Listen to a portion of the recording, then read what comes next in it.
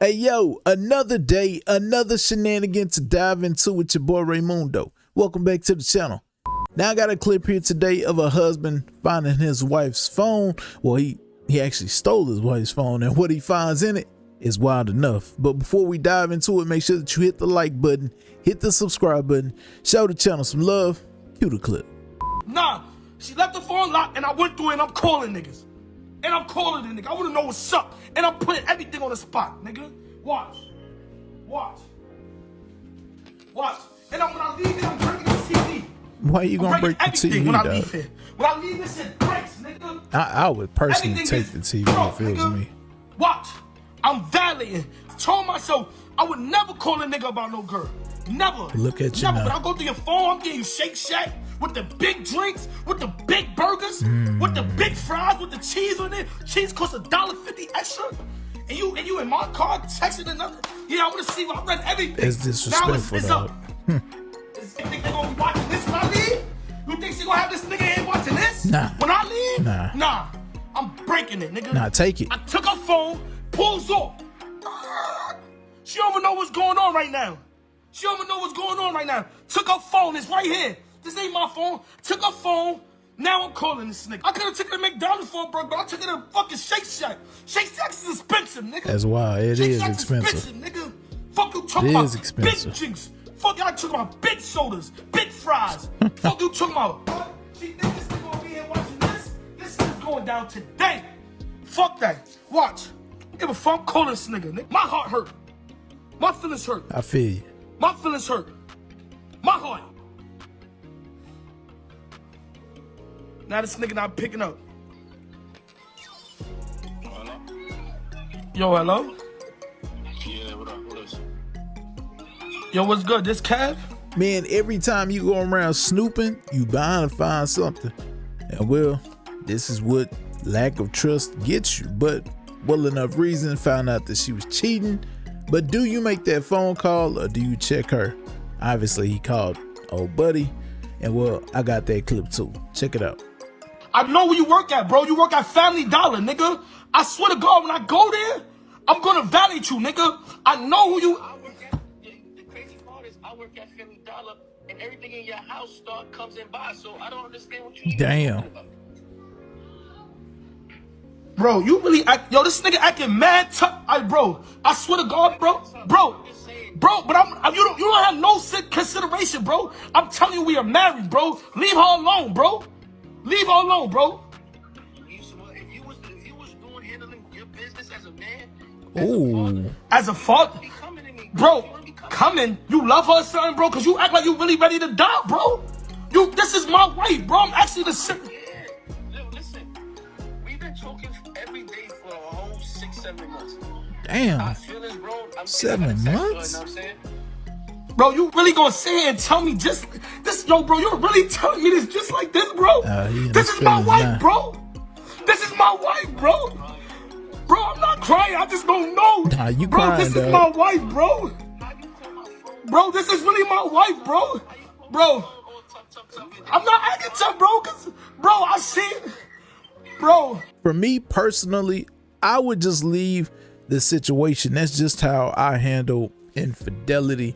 And finding out that she been cheating on you for 6 or 7 months, like just smiling in your face like everything has been cool, and she's still dealing with the dude.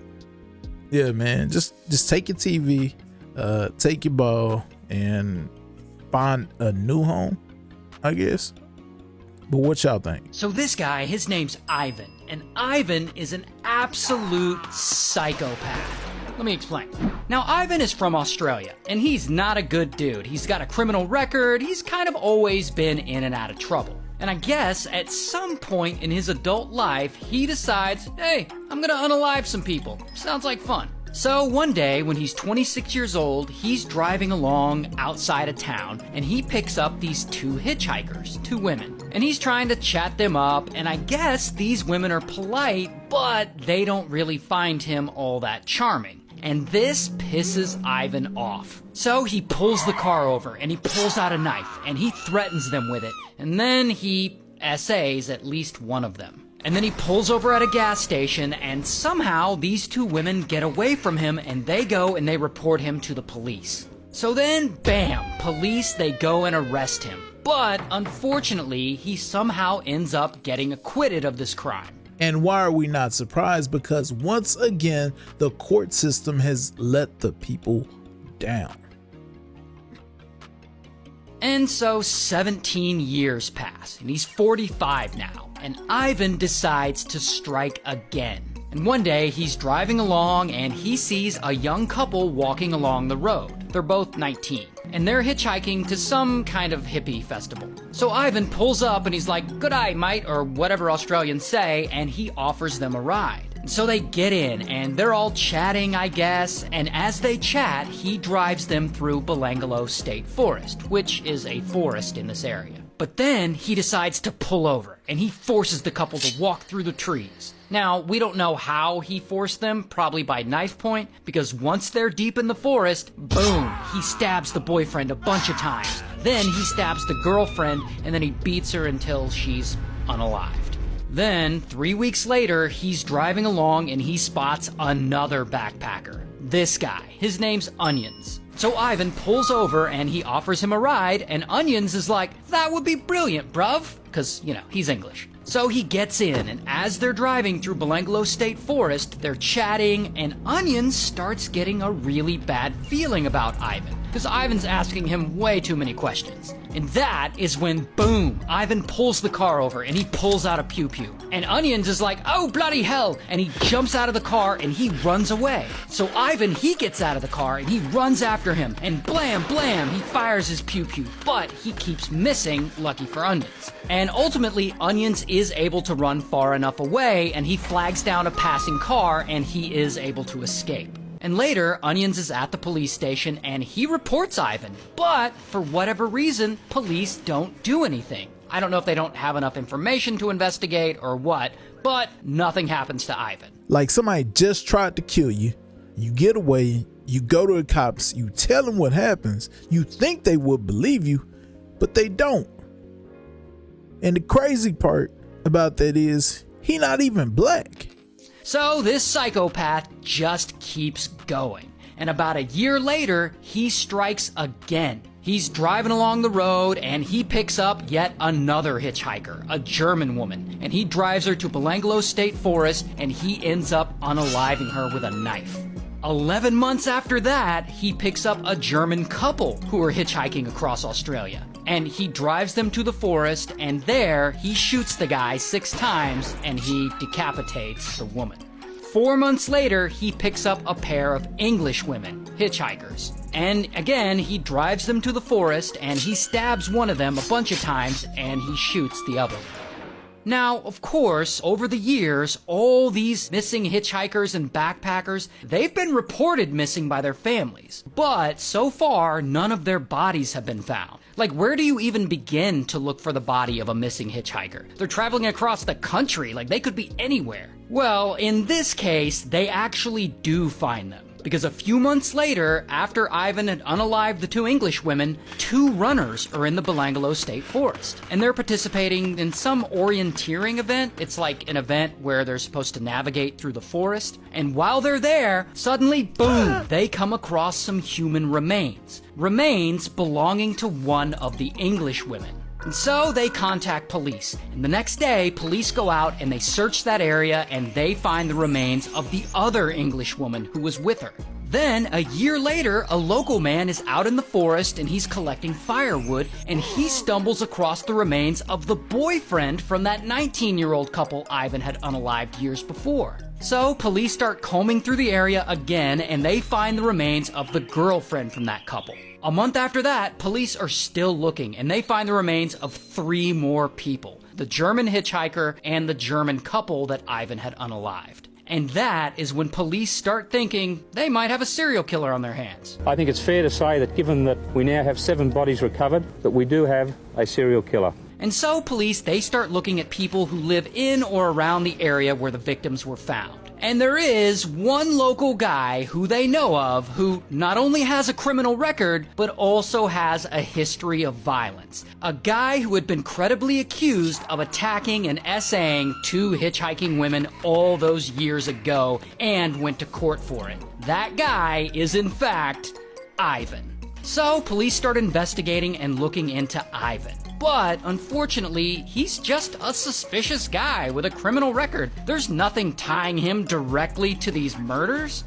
Until... Okay, here's the thing about what Ivan is doing. The way he's murdering people does in fact make him a serial killer. And a potential serial killer is big news. So all the news stations are definitely going to report on it. And sometimes news like this, it's so big that it ends up getting international coverage. And this particular story is definitely getting international coverage. And so, all the way over in jolly old England, a man is watching TV and he's watching the news. That man is Onions. And so Onions, he sees this news report about a bunch of bodies being found in Australia in the Belanglo State Forest. And Onions, he's like, right, that was the bloke that was shooting at me. And so he calls the Australian feds and he tells them about what happened to him all those years ago when he was in Australia. That he was hitchhiking and a man offered him a ride and then he pulled out a pew-pew and he was chasing him around with it trying to shoot him.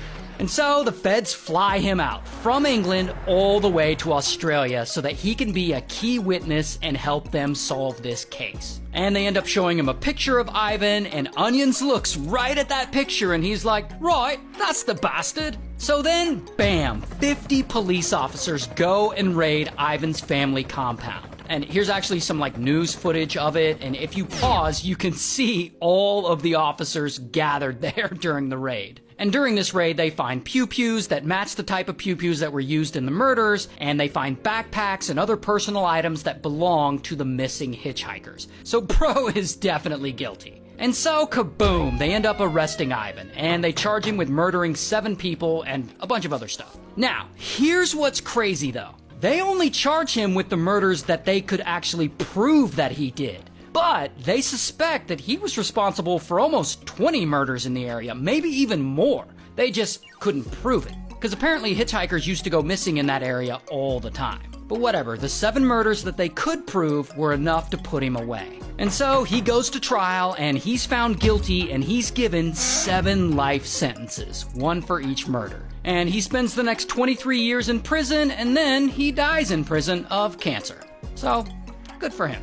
So if this don't make you think 2 or 3 times before hitchhiking, I don't know what will, but I would just suggest not hitchhiking in the first place, if you can help it. Hello, am I speak to Terrence? Yeah, man, it's easy. Hey, man, listen, well, do me a favor, dude. When your girl is at my house, quit calling her interrupting us, man. First of all, my girl, Vita, she ain't over there visiting. No, she right here. And you keep calling. You just got through calling and you done called here 3 times. Put the on the phone then. No. See, well, we not... on the phone. No, I'm not putting her on the phone. The bottom line is this, man. Quit disrespecting me when she over here. What you mean disrespecting you, dog? First of all, you disrespecting me. I know this your girl and everything, but she hanging out with me right now. Put Vita on the phone right now, because I'm liable to call her 3-way and we can talk this right now. Just see she at work or she with you. All right? Let me go ahead and hang the phone up like I said, because I'm a man of my word. I'm going to call right back. If you about your pick the phone up when I call back, then it's going to be on.